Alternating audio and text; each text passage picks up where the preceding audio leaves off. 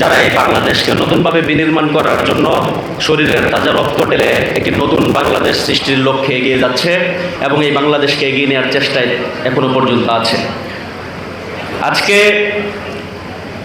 সবার আগে বাংলাদেশ, এই কথাটি পরিপূর্ণ রূপ আমি দেখতে পাচ্ছি। জুলাই চেতনায় গর্বদেশ, সবার আগে বাংলাদেশ। কারণ এই বাংলাদেশ জুলাই চেতনার মধ্য দিয়েই আবার নতুন করে স্বপ্ন দেখা শুরু করেছে। বর্তমান প্রধানমন্ত্রী যে বাক্য তিনি উচ্চারণ করেছেন, সবার আগে বাংলাদেশ, সেটি অবশ্যই জুলাই চেতনার গর্বদেশ এবং সবার আগে বাংলাদেশ হয়ে উঠুক, সে আকাঙ্ক্ষা রেখে আমি শুধু স্মরণ করিয়ে দিতে চাই, সারা বাংলাদেশে 5ই আগস্ট পরবর্তী সময়ে রাজনৈতিক যে সম্প্রীতি, সেটি কেবলমাত্র এই নারায়ণগঞ্জে স্থিতিশীল ছিল, এখনো পর্যন্ত আছে আমি বিশ্বাস করতে চাই। যারাই জেলা প্রশাসনে, পুলিশ প্রশাসনের দায়িত্বে এসেছে, প্রত্যেকের কাছে এবং এখন যারা দায়িত্বে আছে সবার কাছেই একটি উদার চিহ্ন হয়ে দাঁড়িয়ে আছে এই নারায়ণগঞ্জের রাজনৈতিক সম্প্রীতি। আমরা অন্যান্য 63 জেলায় দেখেছি যে রাজনৈতিক প্রতিহিংসা, হিংসা পরায়ণতা, সেটিকে অবলম্বন করে বিভিন্ন জায়গায় খুন খারাপি হয়েছে, কিন্তু আমাদের নারায়ণগঞ্জ সেইখান থেকে ছিল 5ই আগস্ট থেকে আজকে পর্যন্ত ভিন্ন। কিন্তু আমরা খুব দুঃখ নিয়ে ইদানিংকালে দেখতে পাচ্ছি একে অন্যের প্রতি যেভাবে কাদা ছোড়াছুরি, সেটি যদি শুধুমাত্র কথাতে সীমাবদ্ধ থাকতো, তাহলেও হয়তো জুলাই এই চেতনাকে ধারণ করে, লালন করে একটি নতুন বাংলাদেশের পথে এগিয়ে যাবার স্বপ্ন আজও দেখতে পারতাম। কিন্তু হতাশা নিয়ে দেখতে হচ্ছে যে কেউ কেউ বলছে মেরে ফেলার হুমকি দেওয়া হচ্ছে, হাত পা ভেঙে ফেলার হুমকি দেওয়া হচ্ছে, মুখের জবান কেড়ে নেওয়ার হুমকি দেওয়া হচ্ছে।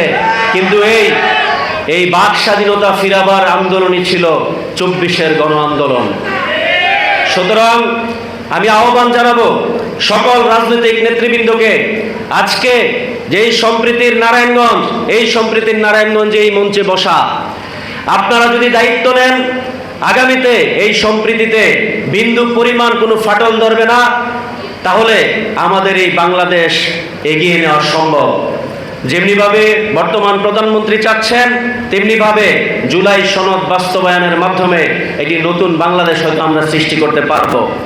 আমি শুধু বলতে চাই, যেই ফ্যাসিজমকে আমরা এই দেশ থেকে বিতাড়ন করেছি, সেই ফ্যাসিজম যদি আবার কখনো এই দেশে আঙুল তুলে তাকায়, যদি ঘুরে ফিরতে চায়, তাহলে এই বর্তমান সরকারকে তাদের উপরে প্রতিঘাত করে তারা আসলে ফিরতে চেষ্টা করবে।